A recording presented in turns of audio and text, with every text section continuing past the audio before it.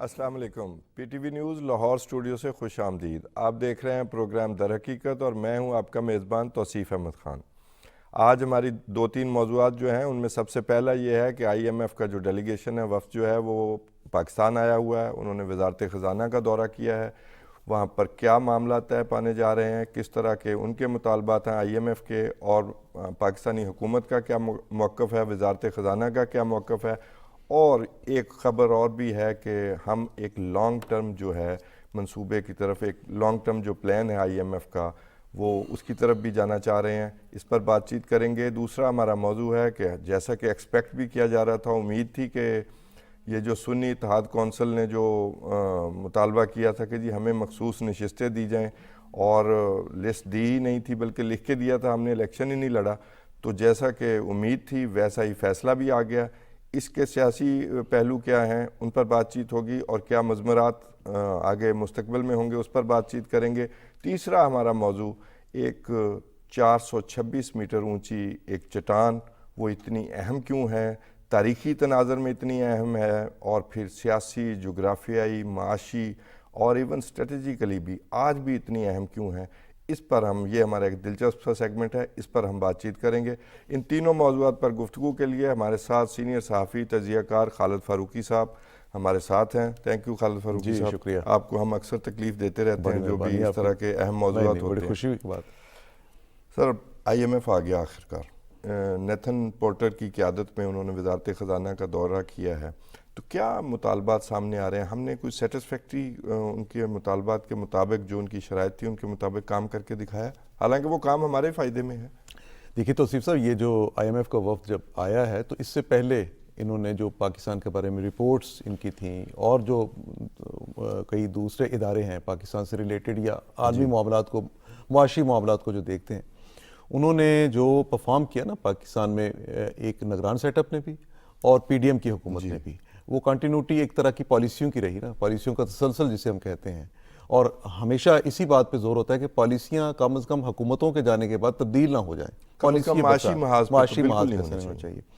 सो ये है कि IMF ने भी उस पर सेटिस्फेक्शन का इजहार किया था पाकिस्तान आने से पहले भी, और ये बड़ी खुशी की बात है कि हम दोबारा उनके साथ, खुशी की सेंस में, मैं ये नहीं कह रहा कि कर्जा लेने में खुशी की बात है, बल्कि इस सेंस में कि आप दुनिया के जो मालियाती इदारे हैं या ममालिक जो हैं, दीगर ममालिक जो हैं, उनको ये एतबार दिलाने में कामयाब हो जाते हैं कि आपकी जो पॉलिसीज़ हैं अब ये ऐसी हैं जिनमें आप महज कोई कर्जा लेके, मुसलसल कर्जा लेने की, कर्जगिरी जिसे हम कहते हैं, उस पॉलिसी पे नहीं चलना चाहते, बल्कि आप कर्जा ले रहे हैं रिफॉर्म्स के लिए। और रिफॉर्म्स का मतलब है कि मुल्क की माशी हालत को बेहतर करना और आवाम के म्यार ज़िंदगी को बेहतर करना। दोनों चीज़ें बड़ी इंपॉर्टेंट होती हैं। एक तो मुल्क की माशी हालत को बेहतर करना, और माशी हालत को बेहतर करने का सबसे बड़ा मकसद आवाम के म्यार ज़िंदगी को बुलंद करना होता है, बेहतर बनाना होता है कि गुर्बत की लकीर से नीचे चले गए लोग, अब कैसे इसको निकाला कैसे जाए। सारी दुनिया के ममालिक इस पर जोर लगाते रहते हैं, पाकिस्तान सारी दुनिया लेती है और इसी बुनियाद पर लेती है। और हमने ये शायद दिखाना है या दिखाया है कि हम एक ज़िम्मेदार माशी पॉलिसी लेके आ रहे हैं, और कोई भी हुकूमत हो हम उस पर चलेंगे, और वो हमने चल के भी दिखाया है। अभी देखिए ना, ये जो इस वक्त उनके जितने भी इस वक्त जो मुज़ाकरात हो रहे हैं, ये बेसिकली ये है कि आपका फ्यूचर का प्लान क्या है। हुकूमत के साथ वो ये मामला तय करना चाहते हैं कि हमारा इस हुकूमत का फ्यूचर का प्लान क्या है। इस फ्यूचर प्लान के जो बुनियादी चीज़ें हैं वो ये हैं कि आपकी टैक्सेशन का निज़ाम क्या है, आप इसको बेहतर कैसे कर सकते हैं, वो कौन से शोबे हैं जहाँ पे आपने टैक्स आयद नहीं किया, वो कौन से शोबे जिन पे टैक्स आयद होना चाहिए, वो कौन से शोबे जिन पे टैक्स इतना नहीं होना चाहिए, और वो कौन से शोबे जिन पर ज़्यादा टैक्स होना चाहिए। अच्छा, एक तो ये टैक्सेशन के हवाले से बात है, और इसमें हमें पता है कि ज़राअत का शोबा, इस पे वो हमेशा बात करते रहते हैं कि ज़राअत पे पाकिस्तान में हमेशा ये मुतालबा रहा कि देखिए आज भी हमारी इकॉनमी एग्री बेस्ड है, तो हम क्या उतना टैक्स ज़रूरी शोबे से वसूल करते हैं? जो बड़े बड़े जागीरदार हैं, हम आमतौर पे कहते हैं नहीं जी जागीरें ख़त्म हो गई, नहीं जी अब वैसा नहीं है। नहीं, अब भी बड़ी जिम्मेदारियां हैं। जो जिम्मेदारी बड़ी है वहाँ पे ज़ाहिर है कि नहीं। वैसे फारूकी साहब, इसका सादा सा हल है कि अगर भी जागीरदारी ख़त्म हो गई है, बड़े पीस ऑफ लैंड ख़त्म हो गए, तो फिर टैक्स नहीं आएगा, اور اگر ہے تو وہ دینا پڑے گا. دینا تو اس میں پڑے گا. جھگڑے والی کون سی بات ہے, کہنے سے کیا ہے. تو آپ یہ ڈیٹا دیکھیں نا چیک کر کہ لیتے ہیں. دیکھنے والی بات صرف یہ ہے کہ جتنا زرعی شعبے سے ٹیکس آنا چاہیے کیا وہ آ رہا ہے, اگر نہیں آ رہا تو اس کو عائد کیا جائے. اور دوسری بڑی جو امپورٹنٹ بات ہے وہ یہ ہے کہ جو ریٹیلرز ہیں, اس کا ہم اکثر اب سنتے رہتے ہیں کہ پرچون فروشوں پر ٹیکس, ہول سیلرز کو معافی دی جا رہی ہے. نہیں, معافی نہیں دی جا رہی, بلکہ وہ کہتے ہیں ان پہ آلریڈی ٹیکس ہے, تو اس طرح کا نہیں, آلریڈی کوئی ایسا ٹیکس نہیں ہے ان پہ, بلکہ یہ ہے کہ وہ 31 لاکھ جو ریٹیلرز ہیں پاکستان میں ان کے اوپر ٹیکسیشن کی بات ہے, اور ابھی یہ کوئی واپس نہیں ہوئی. پرائم منسٹر نے ابھی چند دن پہلے یہ کہا تھا کہ ریٹیلرز تو کم آمدنی والے لوگ ہیں. یہ بات ٹھیک ہے کہ ریٹیلرز کم آمدنی والے لوگ ہوتے ہیں, پر آپ یہ بھی دیکھیں ہماری سوسائٹی میں کیا کیا ہوتا ہے. وہ جو چھوٹی ایک دکان ہے اس کو بنا لیا آپ نے کہ یہ اتنے سائز کی دکان ہے, اس پہ کتنا ٹیکس لگے. اب اس سائز کی دکان میں اگر کروڑوں کا بزنس ہوتا ہے تو آپ اس کو اس کھاتے میں نہیں لے جا سکتے. سارے ریٹیلر جو ہیں وہ چھوٹی دکان آپ دیکھیں نا ہماری جیولری کا شعبہ جو ہے وہ کتنے لوگ ٹیکس دیتے ہیں. جی تو یہ تو بڑی دکھ کی بات ہے نا کہ اگر پاکستان میں آپ یا عام آدمی جو ہے یا جو سیلریڈ پرسن ہے وہ اگر ٹیکس دے رہا ہے, غریب آدمی ٹیکس دیتا ہے, اور صرف ایک ٹیکس نہیں دیتا, وہ انڈائریکٹ ٹیکسیشن میں ایسا پھنسا ہوا ہے کہ وہ صبح سے لے کے شام تک وہ ٹیکس دیتا رہتا ہے. وہ جو لوگ ہیں ان پہ اگر فکس ٹیکس بھی وہ عائد کرنا چاہتے ہیں, اور یہ کوئی پچھلے 20-25 سال سے چل رہا ہے معاملہ, وہ ان پہ عائد کریں تو وہ ٹیکس وہ نوٹس تک وصول نہیں کرتے. میرا خیال ہے کہ اس میں حکومت کو, یہ تو مالیاتی عالمی مالیاتی ادارے یا IMF کی بات الگ سے رہی, پر حکومت کو خود سے ایسی پالیسی وضع کرنی چاہیے. ان لوگوں کو اعتماد میں لے کے, ان لوگوں سے بات کر کے جو ٹیکس ان سے وصولی بنتی ہے وہ ٹیکس لینے. ٹیکس نہیں لیں گے تو ملک نہیں چلے گا. لیکن جی سارے اپنی تمام اس ملک کی سہولتوں سے فائدہ اٹھانا اور ٹیکس نہ دینا, یہ کمال ہے. یہ صرف اسی ملک میں ہو سکتے. اتنے لاڈلے اور وہ ہول سیل والے جو ہیں ان کو وزیر اعظم نے انفیکٹ صحیح طور پر اشرافیہ میں داخل کیا ہے, کیونکہ ان کے کاروبار چھوٹے سے نہیں ہیں. نہیں, ان پہ بھی ٹیکس ہونا چاہیے. اور دیکھیں یہاں پہ ہمارے جواز کیسے آتے ہیں, جن کو میں بہانہ بھی کہہ سکتا ہوں, کہ وہ کہتے ہیں جناب حکومت ساڑھے لی کی کر دی پی, کوئی سیکیورٹی دیتی سانو, اے دیکھو جی ساڑھے نال کی ہوگا, اسی ٹیکس کیوں دی. یہ کوئی بات نہیں ہے. پھر میں نے بہت سے لوگوں کو دیکھا وہ اپنے مذہبی فریضے کی زکوٰۃ دینی ہوتی ہے, انہوں نے اس کو ٹیکس کے زمرے میں ڈال دیتے ہیں کہ جی ہم نے غریبوں کو خود دے رہے ہیں پیسے, ہم حکومت کو ٹیکس کیوں دیں. یہ انتہائی پور اپروچ ہے, اس کو چینج کرنے کی ضرورت ہے. اس بارے میں لوگوں کو مطلب آگاہ کرنے کی ضرورت ہے, بتانے کی ضرورت ہے. تو میرا خیال ہے کہ جس طرح حکومت اب یہ ڈیسائیڈ کر چکی ہے کہ انہوں نے جن لوگوں پہ ٹیکس بنتا ہے ان سے لینا ہے, اور واقعی لینا چاہیے, سیاسی بات سے مفادات سے بالکل. اچھا, پہلی فاروقی صاحب پہلی بات یہ کہ بھی جن لوگوں کو آلریڈی ٹیکس کیا جا رہا ہے, کیا اس میں کوئی خوشخبری ہے؟ کہ بھی ایک بات یہ بھی سننے میں آ رہی ہے کہ بھی ہم یہ جو اہداف ہمارے لیے مقرر کیے گئے تھے ٹیکس کے, تو ہمیں نئے ٹیکسز کی ضرورت نہیں ہے ان کلاسز کو چھوڑ کر جن کو ٹیکس نہیں کیا گیا, جن کا مطالبہ ہے IMF کا بھی کہ ریئل اسٹیٹ والوں کو اور یہ دوسرے جو گروپس ہیں جن کا آپ نے ذکر کیا ہے, ریٹیلرز اور ہول سیل والے, ان کو ٹیکس کیا جائے. تو اس کے علاوہ یہ واقعی ہو سکتا ہے کہ جن کو پہلے ہی بہت زیادہ ٹیکس ہے تو ان کو ابھی نہ کیا جائے؟ نہیں, دیکھیے سب سے بڑی بات یہ ہے کہ جب آپ یہ جس کا آپ ذکر کر رہے ہیں ریٹیلرز کا, جس طرح ہم ذکر کر رہے ہیں زرعی شعبے کا, اگر آپ یہاں سے شعبے کا بھی ذکر ہے, اگر آپ یہاں سے ٹیکس کلیکشن میں کامیاب ہوتے ہیں, ریٹیلرز کے ساتھ وہ جو آپ نے ہول سیلرز بھی کہا ہے, اگر آپ یہاں سے ٹیکس کلیکشن میں کامیاب ہو جاتے ہیں, نئے لوگ آ جاتے ہیں اس ٹیکس نیٹ میں, تو آپ کے جو پہلے سے جن سے ٹیکس وصول کر رہے ہیں, نہ صرف یہ کہ ان کو آپ تھوڑی گورنمنٹ جو ہے ان کو تھوڑی چھوٹ دے سکتی ہے. اچھا, اور آپ یہ دیکھیں کہ سب سے زیادہ پاکستان میں ٹیکس دے کون رہا ہے؟ تنخواہ دار طبقہ, سیلریڈ کلاس. اب اگر تنخواہ دار طبقے پہ آپ نے بوجھ بڑھانا ہے, جو بیچارہ انتظار کرتا رہتا ہے کب اس کی سیلری بڑھے گی, کب اس کو, اور اس میں پرائیویٹ شعبہ تو بالکل مارا گیا. گورنمنٹ نے تو پھر فیسیلیٹیٹ کیا اپنے سرکاری ملازمین کو, کہیں نہ کہیں وہ ہر بجٹ میں تنخواہ ان کی بڑھاتے ہیں. لیکن پرائیویٹ شعبہ جو ہے اس میں تو اتنی بڑی اجارہ داری ہے کہ جو کمپنیز کے مالکان ہیں وہ بالکل تنخواہ نہیں بڑھا رہے اور لوگوں کو برے حالات میں رکھا. جی 2 سال سے 3 سال سے وہی میں جانتا ہوں 10 سال سے سیلریز نہیں بڑھائی گئی, اور وہاں پہ گورنمنٹ جو ہے وہ کوئی سٹیپ اٹھانے میں مجبوراً یا کسی وجہ سے ناکام رہتی ہے. سو یہ چیزیں ہیں کہ اگر یہ ٹیکس جو ہیں یہ ان سے وصول کیے جائیں تو میرا اپنا یہ خیال ہے. اور دوسری بات جو ہے ٹیکس کے علاوہ IMF کی زیادہ توجہ اب اس بات پہ ہے کہ گورنمنٹ پہ برڈن کیا ہے. جی, جو برڈن ہے کہ مثال کے طور پہ آپ ادارے خود چلا رہے ہیں, آپ بزنس خود کر رہے ہیں, اس کو ختم کریں, اس کو آپ ختم کریں, آپ پرائیویٹائز کریں اور اپنے آپ کو اسی طرح لے جائیں جس طرح ترقی یافتہ ممالک نے کیا.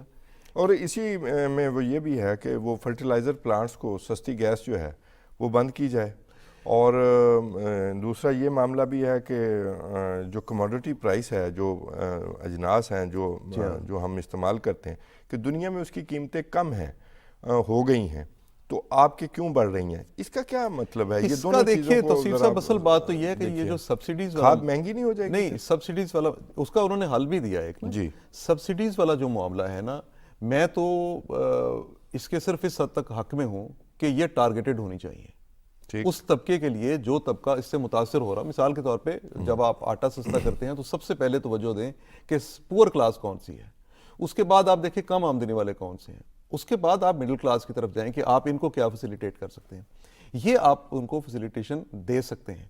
اچھا، اگر آپ سب کے لیے کر دیں گے کہ جناب یہ ایک سبسڈی ہے تو آپ یہ 25 کروڑ لوگوں کے لیے، مثال کے طور پہ پچھلی حکومت کے دور میں کیا ہوا کہ جو ہیلتھ کارڈ تھا وہ ایک اچھی اسکیم تھی، لیکن وہ اچھی اسکیم کا ہمارے ملک میں کیا فراڈ کیا ہوا کہ یہاں پہ لوگوں نے ہاسپٹل اپنے پرائیویٹ ہاسپٹل جو ہیں وہ امیر ہو گئے، معاشی طور پر ناقابل عمل ہو گیا، وہ نہیں چلا سکتے آپ اس کی بجائے وہ پیسے سرکاری ہاسپٹل میں لگائیں. وہ پیسہ جو ایک پور آدمی کو ملنا چاہیے، کم آمدنی والے کو ملنا چاہیے، اس کو فیسلٹی ملنی چاہیے ہیلتھ کی، وہ اس طبقے کو کیوں ملے جو بڑی گاڑی سے اترتا ہے اور ہیلتھ کارڈ میں اپنا اس نے آئی ڈی کارڈ بڑے بڑے بندے دیکھے جی جو انہوں نے ہیلتھ کارڈ کے ذریعے ٹریٹمنٹ کروایا، اور یہ عجیب و غریب تھا. اور وہ سارا ان کی اپروچ ہوتی ہے، وہ ان پرائیویٹ ہاسپٹلز میں جاتے ہیں اور وہاں پہ جا کے وہ ٹیسٹ کرواتے رہتے تھے تاکہ ان کے پیسے جو ہیں پیسے بنتے رہیں. یہ کوئی طریقہ کار نہیں ہے نا. اچھا، یہ جو گیس جو سستی والا معاملہ ہے کہ جی فرٹیلائزر پلانٹس کو گیس سستی وہ بند کی جائے، تو اس سے اس کا دیکھیں نا گیس انہوں نے یہ بڑا اچھا کیا. ساتھ ہی آپ یہ بھی دیکھیں، انہوں نے کہا جی کہ ہم کسانوں کو سبسڈی کی جو رقم ہے جس طریقے سے بھی جو بھی اس کا طریقہ کار طے کرتے ہیں، وضع کرتے ہیں، وہ الگ سے ہوگا، لیکن یہ ہے کہ اگر وہ واقعتاً اس طرح گورنمنٹ کرنے میں کامیاب ہوتی، کسانوں کو جن تک گیس وہ کھاد پہنچنی ہے، وہ تو پھر سیدھا معاملہ ہے کہ اس کے جو کھاد کا تھیلا ہے اس پہ اس کو سبسیڈائز کیا جائے. بالکل ایسے ہی کر رہے ہیں، ایسے ہی کر رہے ہیں. وہ سبسڈی کسان کو دی جائے گی تاکہ اس پر بوجھ نہ پڑے. جب ظاہر ہے کسان کو ملے گی، ذمہ دار کو ملے گی، اگر مہنگی کھاد ملے گی تو وہ اجناس بھی مہنگی ہوں گی، وہ اس سے پبلک متاثر ہوتی ہے. یہ اچھی ایک پالیسی ہے میرے خیال کے مطابق. گورنمنٹ کو اس سمت میں کام کرنا چاہیے تھا بہت پہلے. اب وہ یہ کر رہے ہیں. اب ہمارے یہاں ایک یہ ہے کہ جن لوگوں کی یہ کھاد فیکٹریاں ہیں، جو لوگ یہ سارا بزنس کرتے ہیں، ان کی دولت میں اضافہ ہوتا رہتا ہے، ان کی دولت بڑھتی رہتی ہے جی. پبلک اس سے متاثر ہوتی ہے، کسان اس سے کم مستفید ہوتا ہے، ذمہ دار اس سے کم مستفید ہوتا ہے. 6,000 کا بیگ جی 13,000 پہ چلا گیا. 13,000 پہ چلا گیا. اچھا، ایک اور فیکٹر جو بڑا ویسے مجھے بڑا وہ گہرا لگا کہ جائزہ مشن نے جو ہے نا ریئل اسٹیٹ سیکٹر کو ڈاکومنٹ کرنے کا جو ہے نا وہ کہا ہے کہ جی اس کو ڈاکومنٹ کیا جائے. وہاں پر کالا دھن بہت ہے، وہ ہمیں بھی پتہ ہے. اچھا، اس میں یہ مزے کی بات یہ ہے کہ جی مزے کی بات تو نہیں ہے، دکھ کی بات ہے کہ وہ جو فائلز خرید لی جاتی ہیں نا ان ہاؤسنگ سوسائٹیز میں، اس کا ریکارڈ آگے ایف پی آر کو نہیں جاتا. اور اس میں ارب ہا روپے انوالو ہیں، کیونکہ وہ صرف فائل ہی ٹریول کرتی ہے، میرے سے آپ کو، آپ سے کسی اور کو، وہ فائل چلتی رہتی ہے. جتنی بھی آپ اس میں رقم بتائیں گے وہ میرا خیال ہے آپ اس اندازے سے تھوڑا پیچھے رہیں گے. آپ اپنی سوچ کے مطابق بتاتے ہیں. بیسیکلی یہ سارے کا سارا یہ ہے کہ یہ جو یہ دولت کی یہ جو پارکنگ ہے نا، جہاں پارک کی جاتی ہے، یہ بہت ہی غلط کام ہے. آپ اس کو کسی ایسی انڈسٹری میں نہ تو گورنمنٹ ایسی پالیسی معاف کرے کہ یہ گورنمنٹ نہیں دے سکی، کوئی بھی گورنمنٹ نہیں دے سکی، ماضی میں بھی نہیں دی، کہ آپ ٹھیک ہے آپ لوگوں کا یہ رائٹ حق ان کا چھین نہیں سکتے کہ وہ کہاں انویسٹمنٹ کرنا چاہتے ہیں، کیا کرنا چاہتے ہیں. لیکن جب آپ صرف یہ دیکھیں کہ آپ کا زر مبادلہ آیا، باہر سے پیسہ آیا پاکستان میں، اس پیسے سے بھی کیا ہوا کہ جناب 20-20 100 فائل خرید لی گئی، اس کا فائدہ کوئی نہیں. آپ نے جو بات کی دوسری بات کہ ریکارڈ کوئی نہیں، اور کچھ سروے کے مطابق مطلب یہ ہے کہ 1700 سے 3,000 ارب روپیہ اس کے درمیان وہاں پر انویسٹ ہے، اس کا کوئی ریکارڈ نہیں ہے. اور یہ سارے کا سارا پھر یہ ہے کہ اس کا ملک کو فائدہ بھی کوئی نہیں نا، کوئی فائدہ نہیں. مطلب یہ ہے کہ چلیں جی آپ نے ایک چیز ٹیکس نہیں ہو رہا. ایک دیکھیے ایک اکانومی جو ہماری گرے اکانومی کہلاتی ہے، اس گرے اکانومی میں یہ ہوتا ہے کہ وہ نان ڈاکومنٹڈ ہوتی ہے. مثال کے طور پہ آپ کی بڑی بڑی مارکیٹس ہیں جب وہ ٹیکسیشن کا سسٹم نہیں رکھتے نا، تو لیکن یہ ہے کہ اس سے بہت بڑی تعداد میں آپ کو یہاں پر تھوڑا سا انٹرپٹ کروں گا، بریک کا کہا جا رہا ہے. ناظرین ایک چھوٹا سا وقفہ اور پھر واپس آ کر گفتگو کا سلسلہ یہیں سے شروع کریں گے.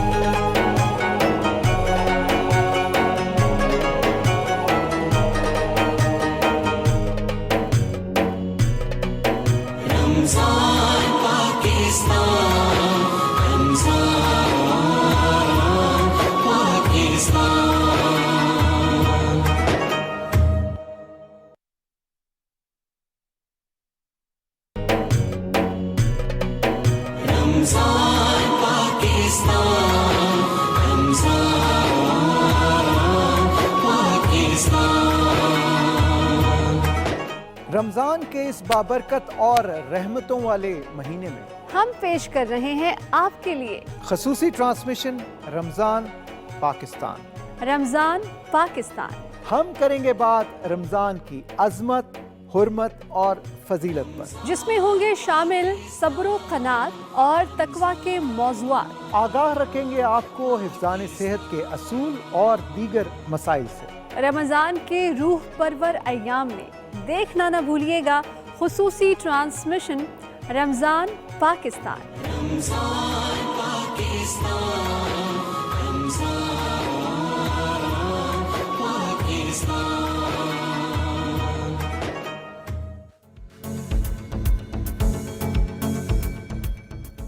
خوش آمدید ناظرین۔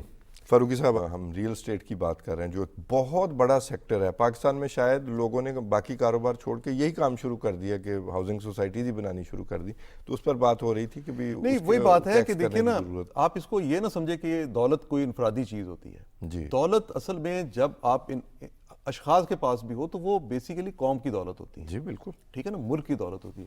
اگر اس کا استعمال ہیلدی نہیں ہے، اگر آپ اس کو صحیح طریقے سے استعمال نہیں کر رہے اور اس کو نان ڈاکومنٹڈ ہے، اور دوسری بات یہ کہ نان ڈاکومنٹڈ ہونے کے ساتھ ساتھ آپ نے اس کو گورنمنٹ سے چھپایا بھی ہوا ہے، تو یہ تو ٹوٹلی غلط بات ہے، ناقابل اس طرح ملک چل نہیں سکتا۔ دنیا میں کوئی ملک نہیں چلتا۔ اور پھر ہمارے تو دو کام ہو رہے ہیں نا، ہم نے اپنے شہروں کو اتنا بڑا کر لیا ان ہاؤسنگ سوسائٹیز کی بنیاد پر، موسٹ پولوٹڈ سٹیز میں ہمارے شہر آ گئے، بالکل ایسی بات، اور اس کی ہمیں ہم بھیڑ چال ہے نا، جدھر چلتے ہیں وہ چل ہی پڑتے ہیں۔ پھر لوگوں کی شفٹنگ ہو گئی، پھر وہ سارا کالا دھن بھی، اس میں سارا کالا دھن نہیں، مطلب کہ اس میں صحیح لوگ بھی ہوں گے، صحیح لوگ بھی ہیں، لیکن جو فائلوں کا کاروبار ہے جی وہ تو بالکل اس میں کوئی شک نہیں، وہ ڈاکومنٹڈ نہیں ہے۔ دیکھیے، ہاؤسنگ کا سیکٹر ایک ایسا ہوتا ہے جس میں پلاننگ کی ضرورت ہوتی ہے، اور دنیا بھر میں یہ سلیبس بچوں کا جو ہوتا ہے اس میں بھی بتایا جاتا ہے، اور وہ پلاننگ گورنمنٹ کو دینی چاہیے، پلاننگ گورنمنٹ کو دینی چاہیے۔ یہاں پہ کیا ہو رہا ہے، یہاں پہ پہ کسی شخص کو پتہ نہیں چلتا۔ ہماری، پھر میں کہوں گا ذمہ داری اس میں ہماری حکومتوں پر بھی آتی ہے کہ انہوں نے اس طرح اجازت دی، آنکھیں بند کیے رکھی کہ وہ آپ کے پتہ چلا کہ آپ کے شہر کے ارد گرد پورے لاہور کے گرینری ختم ہو گئی، پورے کراچی کے ارد گرد دیکھ لیں، ختم ہو گئی ساری۔ اچھا، اور بعض بے شمار جگہیں ایسی ہیں جو آکوپائی ہو چکی ہیں، وہاں پہ کچھ بھی نہیں ہو رہا اس وقت، نہ وہاں پہ آبادی ہوئی، نہ وہاں گھر بنے، لیکن یہ ہوا کہ اس نے آپ کا کلائمیٹ چینج کر دیا۔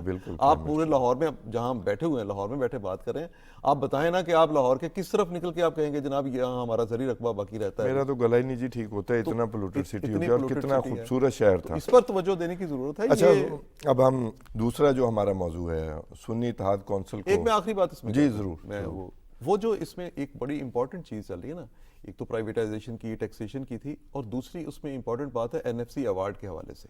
جی، این ایف سی ایوارڈ، ہاں جی، اس پہ جو ہے نا آئی ایم ایف نے بھی مطالبہ کیا، اور اچھا، اور اس میں جب 18ویں ترمیم ہوئی تھی تو اس کے بہت اچھے اس کے ہم نے نتائج بھی دیکھے، صوبے سیٹسفائی ہوئے، لیکن اب جو چیزیں ہیں وہ اس میں مثال کے طور پہ جو بوجھ ہے نا قرضوں کی ادائیگی کا، وہ ایک ہی جگہ پہ سینٹر پہ، اور میں یہ سمجھتا ہوں کہ اس وقت وفاق کو جس پہ ساری پارٹیاں موجود ہیں اس پارلیمنٹ میں بھی، ان کو مل کے یہ فیصلہ کرنا چاہیے کہ ہم نے 18ویں ترمیم کر لی تھی، بڑی اچھی بات، لیکن کیا ہم ایسا کر سکتے ہیں کہ ہم وفاق کو، مرکز کو، جب وہ ڈائلاگ کرتا ہے عالمی مالیاتی اداروں کے ساتھ، تو اس کے اوپر جو قرضے لینے کا بوجھ ہے اس کو کم کیسے کر سکتے ہیں؟ کیا صوبے اس میں سے کچھ واپس کرنے کے لیے تیار ہیں؟ مثال کے طور پہ کوئی 52 پوائنٹ سم تھنگ جو صوبوں کو جاتا ہے، اور 42% جو ہے یہ جو ہے وہ وفاق کو جاتا ہے۔ یہ بڑی اہم بات ہے، اس میں ایک جو ہے نا توازن جو ہے لانے کی ضرورت ہے۔ اور دوسری بات یہ ہے کہ جہاں جہاں صوبوں کو ٹیکسیشن کے لیے کام کرنے کی ضرورت تھی، وفاق کی طرف سے اب یہ کہا جا رہا ہے کہ جو صوبوں کو ذمہ داری دی گئی تھی کہ آپ نے ان شعبوں میں ٹیکس کلیکشن کرنی ہے، صوبے کیونکہ این ایف سی ایوارڈ سے اپنا بڑا شیئر لینے میں کامیاب ہو گئے، اب وہ ٹیکسیشن میں، ٹیکس کی وصولی میں اتنی دلچسپی نہیں، جی وہ ایفیشنسی نہیں نظر آ رہی۔ ہاں، تو یہ کام کرنے کی میرے یہ واقعی بڑا اہم نکتہ تھا جو ہم سے مس ہو رہا تھا، بہت شکریہ آپ کا، آپ نے یہ اس کو مینشن کیا۔ اور اب آتے ہیں سنی اتحاد کونسل، وہ جو ہم ایکسپیکٹ بھی کرتے تھے، ہم نے شاید ڈسکس بھی کیا تھا کہ وہی ہوا کہ وہ جواب ہو گیا پشاور ہائی کورٹ سے کہ سنی اتحاد کونسل نے تو لکھ کے بھی دیا ہوا تھا کہ بھی ہم الیکشن لڑ ہی نہیں رہے، لہذا ہماری کوئی فہرست نہیں ہے، ہم جمع ہی نہیں کرا رہے، تو اسی میرے خیال کے جماعت میں یہ لوگ شامل ہو گئے، تو ان کو کسی نے، اب آپ کو پتا پھر واپسی ہونے والی ہے، وہ کیسے ہوگی؟ وہ دیکھیے اب یہ جب انہوں نے انٹرا پارٹی الیکشن کروائے تھے تو ہم اس دن بھی بات کر رہے تھے کہ اب یہ سارے ارکان جو ہے نا ان کو اٹھا کے واپس لے جائیں گے. کیسے واپس آیا جا سکتے ہیں؟ مطلب ایک غلطی اس کے بعد اس کے اوپر ہی دوسری غلطی. وہ کہتے ہیں یہ کیا تو پھر یہ کیوں کیا. تو یہ غلطی جو ہے نا, کیونکہ تھوڑی سی ایک سیاسی اپروچ جو ہے اس کی یہاں پہ ضرورت ہے. اب تو جو ضرورت ہے یہ جو مخصوص نشستوں والا معاملہ ہے, میرے خیال میں اس میں نہ تو آپ کو, نہ مجھے, نہ گورنمنٹ کے کسی بندے کو, نہ کسی مخالف پولیٹیکل پارٹی کو جو پی ٹی آئی کا یا اتحاد سنی اتحاد کونسل کا جو مخالف ہے جس کو وہ سمجھتے ہیں, کسی بھی شخص کو اس میں آرگومنٹ کرنے کی ضرورت ہی نہیں ہے. وہ اٹھائے پشاور ہائی کورٹ کے ججز کا جو متفقہ فیصلہ ہے اٹھا کے سامنے رکھتے کہ بھائی اسے پڑھ لو. اچھا, مجھے حیرانگی خالد فاروقی صاحب اس بات سے تھی, بڑے بڑے تجزیہ کار بڑے بڑے چینلز پہ بیٹھ کے یہ کہہ رہے تھے کہ جی یہ تو قانون خاموش ہے. یہ اچھا ہوا آج یہ موضوع آ گیا کہ جی یہ تو قانون خاموش ہے کہ جی وہ اگر ان کو نہیں ملیں تو وہ دوسروں کو کیسے دیں. تو میں نے تھوڑی سی پڑھنے کی کوشش کی, بڑے لوگ ہیں وہ پڑھنا بھی شاید گوارا نہیں کرتے. اس میں جو بنایا گیا نا سسٹم وہ بڑا آسان ہے کہ اگر آزاد گروپ چاہے اتنے ہی آزاد, اب یہ آزاد ہی ہو گئے نا تقریباً, چاہے وہ جیت کے آ جائیں, وہ ایک گروپ کے طور پر ایگزسٹ نہیں کرتے کہ وہ مخصوص سیٹوں کو حاصل کر سکیں. تو اتنی ہی وہ ریشو ڈاؤن ہو جاتی ہے. یعنی کہ اگر 4 کی بنیاد پر ایک مخصوص ممبر اسمبلی جو ہے خاتون یا اقلیتی وہاں پہنچے گا تو وہ 4 کی بجائے 3 ہو جائے گی. صحیح. تو اس کے حساب سے ان پولیٹیکل پارٹیز کے اندر وہ بانٹ دی جائیں گی. تو قانون تو خاموش نہیں ہے, ایسی کوئی ایمبیگوٹی نہیں تھی, لیکن طوفان سر پہ اٹھایا ہوا تھا کہ جی اول تو یہ رحم دلانا تھی نا بات کہ انہوں نے تو قانون پہ عمل کرنا نہیں, لیکن قانون کی بجائے رحم دلی کریں, اور اگر رحم دلی نہیں کرنی تو جی یہ بس خالی رہنے دیں, یہ ان کو دے ہی نہ. وہ حالانکہ سیدھا نظام ہے کہ جی وہ ریشو ڈاؤن ہو جائے گی. کیا کہتے ہیں آپ؟ بیسیکلی دیکھیے مسئلہ پھر یہی آتا ہے کہ میں نے آپ کو بتایا نا اس کا سادہ اور آسان سا جواب کہ آپ کسی بھی شخص کے سامنے پشاور ہائی کورٹ کا فیصلہ رکھتے ہیں. مسئلہ یہ ہے کہ سب سے بڑی بات یہ کہ پشاور ہائی کورٹ گئے کیوں, آخر جا کے وہاں جا کے یہ بڑی دلچسپ. اچھا, وہ آپ کو پتا ہے کہ انتخابی نشان کے معاملے پہ پشاور ہائی کورٹ سے ایک فیصلہ آیا, بڑی اچھی بات ہے. پشاور ہائی کورٹ کے ججز جو ہیں قابل احترام ہیں, انہوں نے اپنی فہم کے مطابق انہوں نے وہ فیصلہ دیا. اچھا, سپریم کورٹ نے وہ ایک ڈیفرنٹ ایک فیصلہ دیا, اور سپریم کورٹ ظاہر ہے پاکستان کا سب سے بڑا انصاف کا ان کا فیصلہ پریویل کرے گا. اچھا, اب یہ اسی طرح سے یہی سوچ رکھ کے کہ ہم وہاں سے شاید کوئی فیصلے لیں, یہ سب سے بددیانتی ذہنی یہ ہے کہ آپ ججز کو یا اداروں کو اپنے ساتھ انوالو کرنے کی کوشش انصاف اور لا پوائنٹ کی بجائے آپ ان چیزوں پر سوچیں. اچھا, وہاں سے پشاور ہائی کورٹ سے فیصلہ لینے کی کوشش کی. اب جو پشاور ہائی کورٹ کا اگر آپ کو ڈیسیژن سامنے پڑا ہو تو آپ اس کی ایک لائن کو اگر پڑھیں, اگر اس کی ایک لائن پڑھیں تو اس میں یہ پتہ چلتا ہے انہوں نے 2 باتوں کا بڑا واضح جواب دے دیا تھی. اچھا, اس پہ سب دنیا نے بعد میں پارٹی کے اندر بھی ڈسکشن یہ ہوتی رہی, اور پارٹی کے لیڈر آپ مانتے ہیں. اچھا, دوسری مزے کی بات ایک اور بھی ہے, وہ جو سنی اتحاد کونسل کے سربراہ ہیں وہ پی ٹی آئی کی حمایت سے جیتے ہیں, وہ جب تک الیکشن کمیشن نے نشاندہی نہیں کی کہ آپ نے تو ہمیں لکھ کے دیا ہوا ہے, تب تک انہوں نے اس لیٹر کو چھپائے رکھا, کسی سے ذکر نہیں کیا اور شامل ہونے دیا تمام ان لوگوں کو, وہ بالکل نہیں بولے. اور مجھے یاد ہے یہ انہوں نے کہا جناب یہ لیٹر کتنا بڑا دھوکہ ہوا ہے. کوئی 26 تاریخ تھی تو انہوں نے کہا 26 تاریخ کو یہ لیٹر ہمیں الیکشن کمیشن نے جب نکال کے نا جو پروسیڈنگ ہو رہی تھی الیکشن کمیشن میں, انہوں نے نکال کے وہ لیٹر جو تھا وہ وکلاء کے سامنے رکھ دیا جو پی ٹی آئی کے وکلاء تھے, اور وہ حیران رہ گئے. انہوں نے کہا ہمیں تو انہوں نے اس لیٹر کے بارے میں بتایا ہی نہیں. سو یہ وہ چیز ہے, ان کے گھر میں دھن آ رہا تھا, وہ کیوں بولتے ہیں؟ تو وہ نہیں, دھن تو نہیں آ رہا ہوگا, سیاسی دھن. لیکن یہ ہے کہ انہوں نے جس طرح سے یہ ایک دوسرے سے الگ تھلگ رہ کے جس طرح فیصلے کیے, وہ میں بعض اوقات سوچتا ہوں کہ بڑے بچگانہ نوعیت کے فیصلے ہیں, بہت بڑی ایک امیچور اپروچ ہے. اب اس کی ذمہ داری کبھی عدالت کے کندھوں پہ ڈالی جا رہی ہے, کبھی پارلیمنٹ پہ, کبھی اخلاقی قدروں پہ. نہیں, میں تو ویسے میں نے جیسے پہلے آپ کو کہا, میں تو اس میں جو پارٹی قیادت ہے اور بالکل ٹاپ پہ ان کے جو بانی چیئرمین جو ہیں, میں تو ذمہ دار ان کو سمجھتا ہوں. انہوں نے اپنی پارٹی کو ناقابل تلافی نقصان پہنچایا, صرف اس بار نہیں بلکہ وہ کئی مواقع پہ پارٹی کو ناقابل تلافی نقصان خود پہنچا چکے ہیں. اصل مسئلہ یہ ہے کہ پارٹی کے اندر ڈیموکریسی نہیں ہے, پارٹی کے اندر جمہوریت نہیں ہے، پارٹی میں آمریت چلتی ہے، اور یہ کہا جاتا ہے جناب کہ یہ آپ جو ہے بس اوپر سے آرڈر ہے اس کو مان لیں۔ اچھا آرڈر کیسے آتے تھے آپ کو یہ بھی پتہ ہے؟ آرڈر آتے تھے آپ کو زیادہ بہتر پتہ ہے۔ کہیں اور سے بتا دیا جاتا ہے، کہیں اور سے وہ کچھ آتے ہیں عملیات کے تھرو، کچھ باتیں ہو جاتی ہیں، تو اس میں وہ اس طرح کے آرڈر جو ہے وہ آگے ایشو ہو جاتے ہیں۔ اس نے پارٹی کو نقصان پہنچایا، یہ ایک نقصان ہے آمریت میں بھی اگر کوئی عقل کا تقاضا ہو تو وہ کچھ عرصہ آمریت بھی نکل جاتی ہے پارٹی میں اگر آمریت ہو، لیکن یہ آپ نے بھی وٹنس کیا ہوگا کہ یہ جو بانی پی ٹی آئی ہیں، یہ نی جرک ریئیکشن نہیں ہوتا ان کے، اور جو اس وقت خاص ٹائم میں کلوز ہوا اسی کی مان لی، بس اسی کے ہو گئے گھنٹے دو بعد اسے، تو یہ انہی فیصلوں کا، انہی ایک ذہنیت کا خاص کا شاخسانہ ہے یہ سارا کچھ جو ہوا ہے۔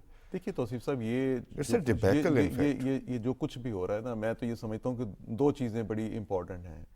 جب آپ کی پارٹی چھوٹی ہو یا بڑی پارٹی ہو، اس میں مشاورت کا جو عمل ہے نا اس کو ہمیشہ جاری رہنا چاہیے۔ وہی اسے بڑا کرتی ہے۔ ہاں، جو فیصلے ہیں وہ آپ کے تھنک ٹینکس ہیں ان کو کرنے چاہیے۔ آپ آج بیٹھے ہوئے ہیں، کوئی فیصلہ کر دیتے، دیکھیں نا، آپ گھر ایک بناتے ہیں، اس کی ایک دیوار بھی آپ ٹیڑھی رکھتے ہیں تو وہ پورے گھر کو متاثر کرتی ہے۔ آپ نے اپنے سیاسی سفر میں جہاں کہیں غلط فیصلے کیے ان کا خمیازہ آپ کو بھگتنا پڑتا ہے مسلسل، جلد یا بدیر۔ ہاں، اور ایسی شکل میں جبکہ آپ اپنی کسی غلطی کو ماننے کے لیے تیار نہ ہو رہے ہوں۔ اگر آپ اپنی غلطیاں مان لیں اور آپ کہیں کہ یہاں ہم خود قصوروار تھے، تو آپ نیا سفر شروع کر سکتے ہیں۔ اگر آپ یہ بھی نہیں مانیں گے کہ جناب ہم نے تو کبھی غلطی کی نہیں، ہم نے جو کچھ کیا صحیح کیا، ہمارے ساتھ جو کچھ ہوا وہ غلطی، وہ کسی نے گناہ کر دیا، کسی نے زیادتی کی، ہم نے کچھ نہیں کیا، ہاں کسی نے دھاندلی کر دی، وہ جب آپ دوسروں پہ ڈالتے رہیں گے تو میرا خیال ہے اس سے فائدہ مسائل حل نہیں ہو سکتے۔ ناظرین ایک چھوٹا سا بریک اور اس کے بعد ہم اپنے تیسرے موضوع کی طرف بڑھیں گے۔ ٹیک اے بریک۔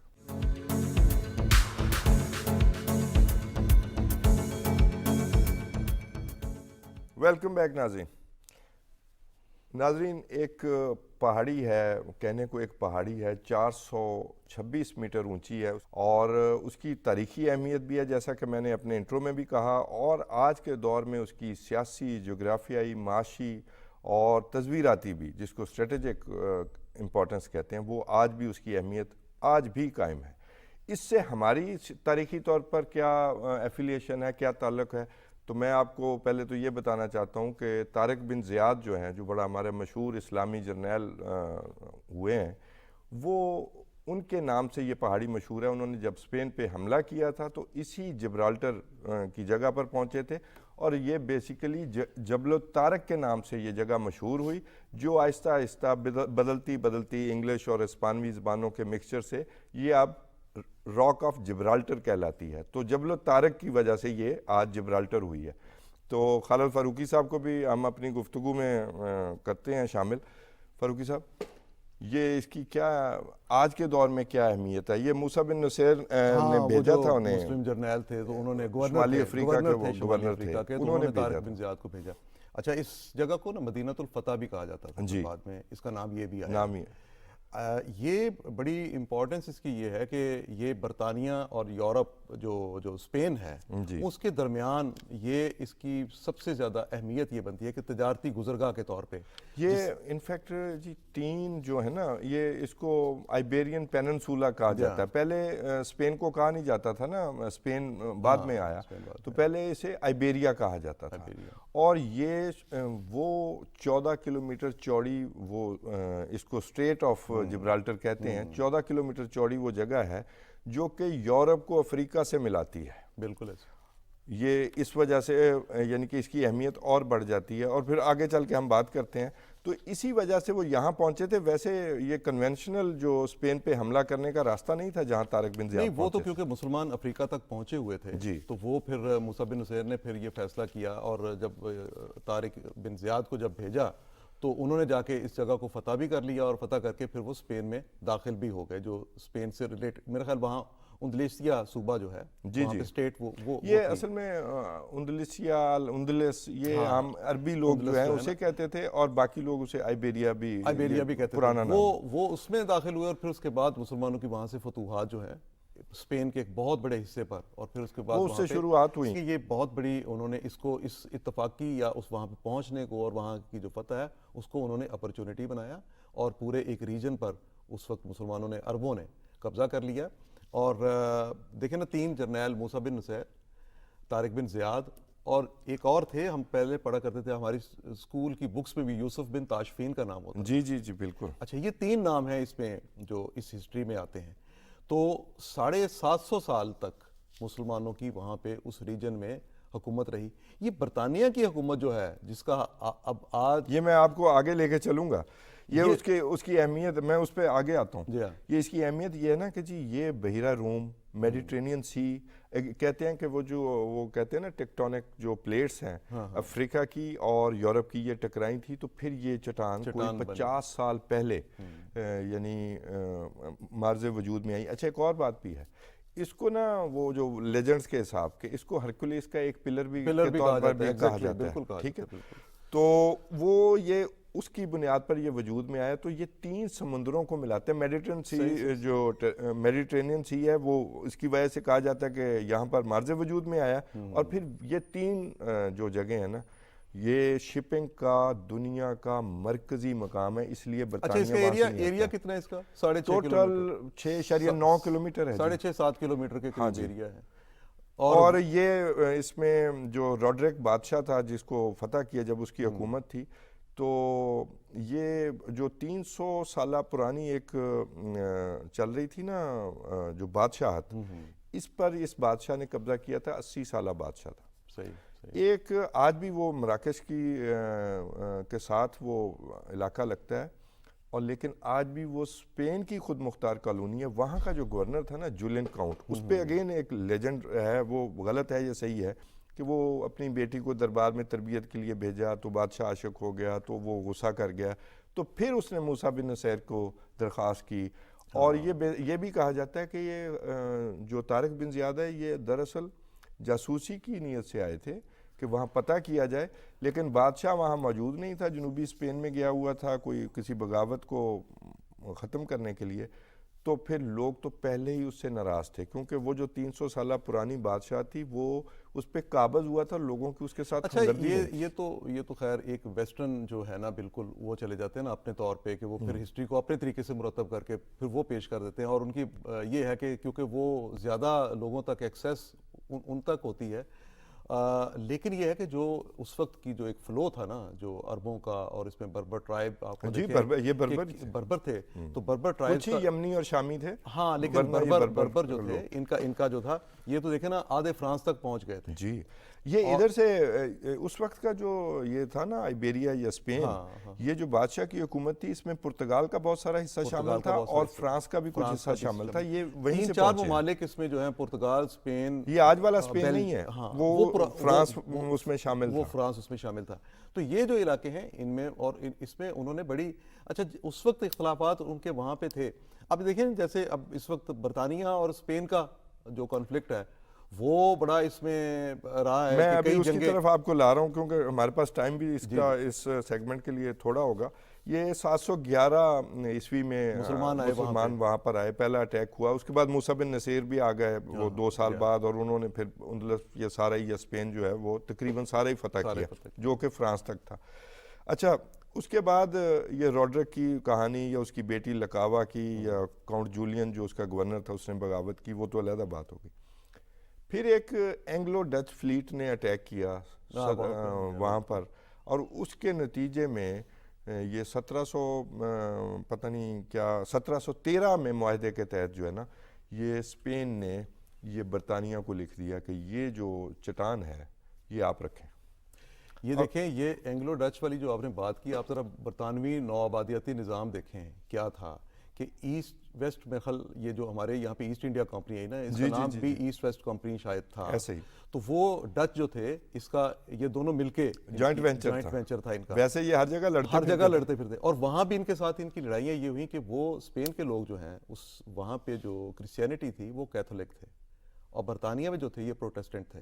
ان کی یہ بھی ایک ان میں اختلاف ایک بڑا. اچھا اس میں ایک بنیادی بات اور بھی ہے فاروقی صاحب، کہ جو یہ پرانے لوگ بھی اور آج بھی ایک فوک وزڈم بھی ہے کہ اگر آپ نے دنیا پر حکمرانی کرنی ہے، خطے پر حکمرانی کرنی ہے، تو آپ کی سمندر پر بھی راج ہونا چاہیے. اور اسی بنیاد پر آپ دیکھیں 1713 میں معاہدے کے تحت یہ ملا.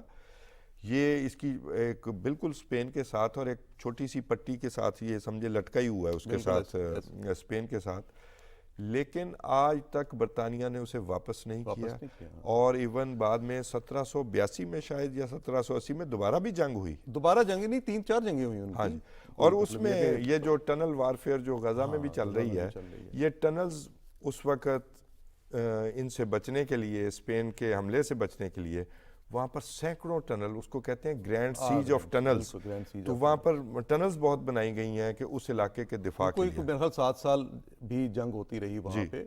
یہ جو اب وہ ریفرینڈم، لیکن یہ یہاں کے لوگ 1967 میں بھی ریفرینڈم ہوا، 2002 میں بھی، مزے کی لیکن وہ سارے برطانیہ کے ساتھ ہی رہنا چاہتے ہیں۔ 99% سے زیادہ لوگوں نے کہا کہ نہیں ہم نے برطانیہ کے ساتھ ہی رہنا۔ میں کہیں پڑھ رہا تھا کہ صرف 44 ووٹ اسپین کے حق میں گئے، ہاں جی، صرف 44 ووٹ بالکل ایسا، وہ آبادی بھی تو 34 اچھا میں ویسے جو آپ نے سمندری یہ راستوں کی بات کی نا، میں نے سمجھا کہ آپ کہیں بات کریں گے جبل علی کی۔